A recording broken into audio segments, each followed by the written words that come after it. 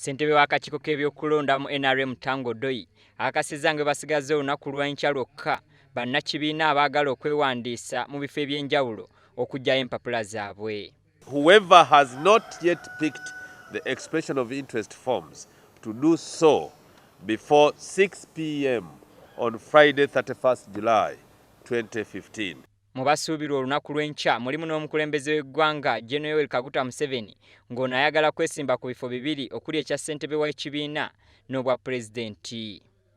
Era atuwadde puroguramu ye ajja kujja wano enkya ssaawa 6 ye yennyini okuggyayo foomu ze era tumusuubira.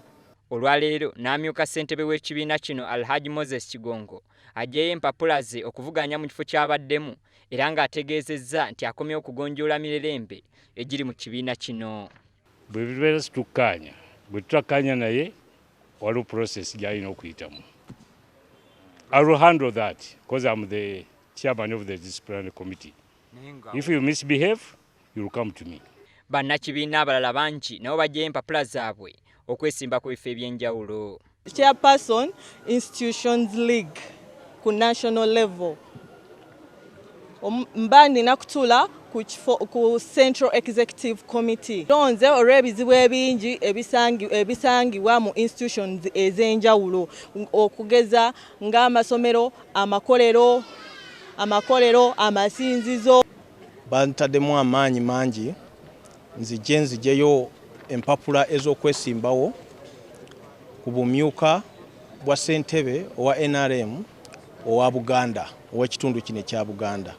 I'm contesting for Member of Parliament of Omoro County, Gulu District.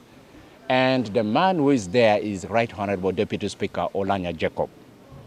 Right Honorable Deputy Speaker is a non-performer in Omoro constituency. Empapula zino zaakukomezebwawo okutandika nga 2 okutuuka nga 2 August era nga zaakutwalibwa ku ofiisi za NRM empya ku kibanja 13 ekya Ddondo. This head office on plot 13 Shadondo Road is new, and the first exercise we shall carry on from that place will be receiving the forms. Kino bagamba nti kyakubasobozesa okuzeekenneenya olwo balyoke balondemu abo abaanaaba bakkirizibbwa okwesimbawo nga bamaze n'okwekebejja obuyigirize bwabwe naddala mu bifo ebyetaaga obuyigirize obw'enjawulo.